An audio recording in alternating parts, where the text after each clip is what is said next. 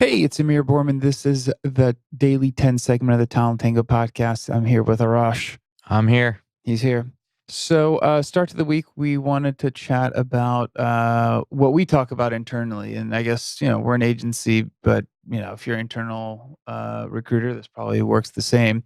So, I mean, my background includes project management and the big focus is always budget, time, scope. And the one thing we're always talking about, for me, recruiting isn't sales, it's project management. Right. Because as a project manager, you're negotiating, you're influencing, you're soft selling all the time to get what you need accomplished. And I referenced the time budget scope triangle in project management because one of those has to be flexible for a project to get over the hump and get done, right? So if you It have makes it a lot easier. yeah, I mean, if it's like, I'm only gonna spend this, I want this much done, and I have to be done in this time, that's a lot of pressure to get right. If anyone's done any home construction or remodeling would know, you might want whatever palatial addition to your house, but if your budget doesn't cover it and you don't have enough time to do it, it can't be done. So we apply that same thought process to all every single job that we work on, every single opening that we work on has that same thought process applied. And we're trying to find out from the hiring manager, from the internal team, what of that triangle is flexible. Yeah, I mean, I think when you think about each job order is its own project, right? It's not even a mini project. It is its own project. It's like, your homework in school or whatever the case is. So you have a lot of different stakeholders potentially, or there could just be one, but regardless, the same principles that go into being an effective PM or running an effective, project still go into play, when you're explicitly doing one particular job order for one hiring manager or whatever the case is. So I think for us, we utilize that tactic because one, it's effective and it's good, I think, internally and also externally for our partners, right? Whoever we're working with, you know, since those three kind of parameters are the cornerstones, we're able to, try to use those as puzzle pieces to figure out where can we potentially have some flexibility on both ends so we can get to the right solution quicker. Well, yeah, I mean, if you're gonna again, I mean, I think the analogy can work across anything, but when you have a job opening and the hiring manager is very firm on the profile he's looking for and he has a capped budget, then the question is are you just willing to wait to infinity to And find this beyond. person and beyond? And if it's like, well, no, I really need somebody in yesterday, then it's like, well, I mean, if the parameters don't support it, right? If the parameters support it, then fantastic. I mean, it's a no brainer. Everything's lines up, but most of the times they don't, and there's an Right. adjustment that has to be made. And I think, you mentioned stakeholders, and that's why I don't have a sales background, but I like recruiting because to me, it is managing stakeholders, managing expectations. I think sometimes I've made some statements online that I don't think recruiting is true sales. Like I do believe that there are sales in recruiting, but I think a lot of what happens, the core, is a lot more akin to being a project manager. Because I guarantee you, if you're trying to negotiate budget for your project, scope, timeline, you may not be making cold calls, but you sure as heck are convincing people what you need done. So I see that as a very, very clear analogy in Yeah, myself. I think it's the influential aspect of um not even ultimately getting what you want. I think it's getting to the right solution, right? I think, you You're know, managing stakeholder. Like I genuinely exactly. believe this whole process, whether you're internal or external, you have stakeholders, the candidate, the hiring team, the interviewing team.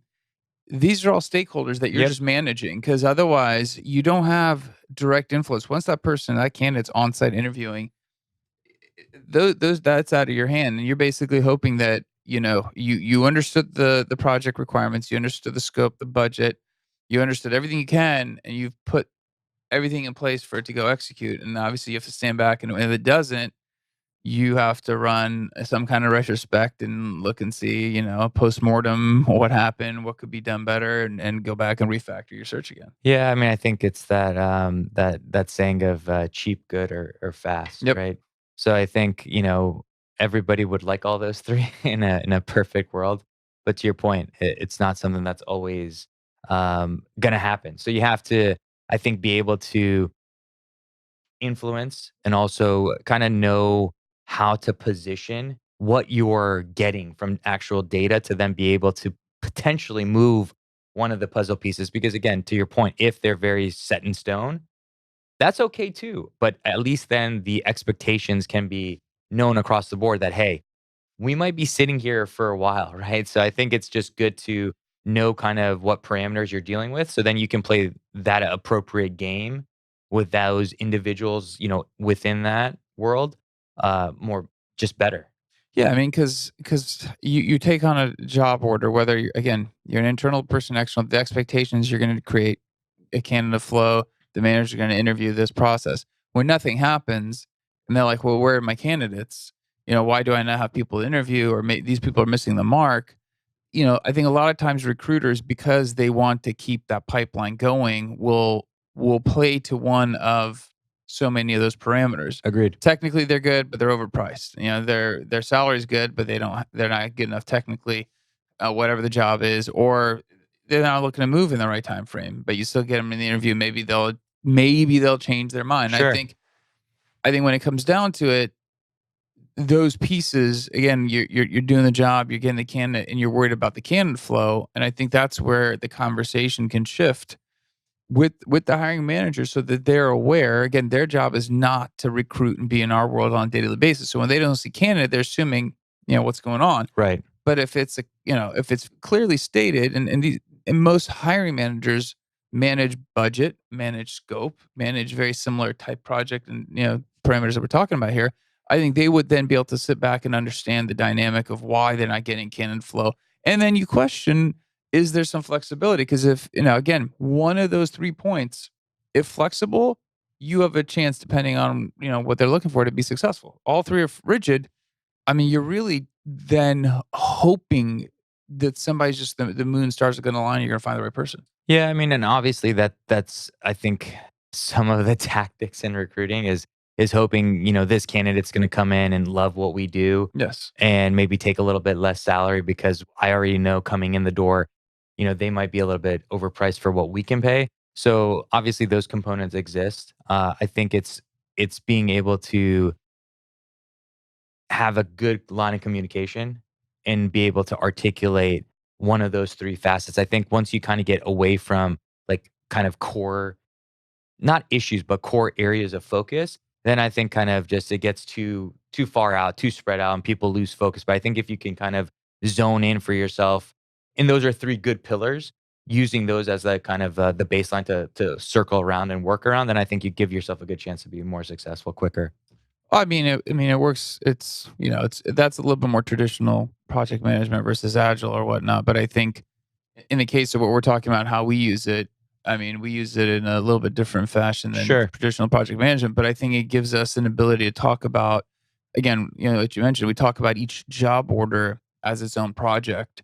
And to understand where each project is, then you have to have established some baseline, some parameters, so that when something isn't going straight down the line, it starts zigzagging. You can diagnose what side are you on and what do you go remedy, because otherwise you're struggling trying to find out, how do I get this thing back on a straight line when the project goes sideways.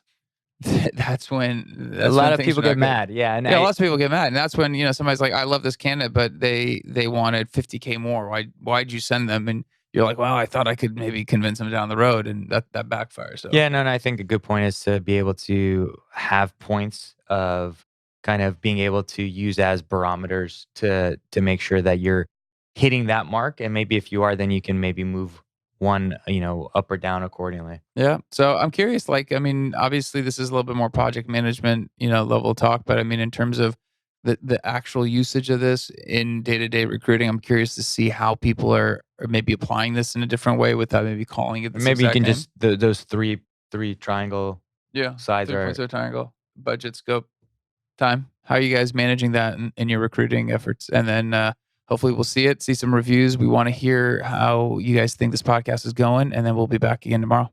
bye.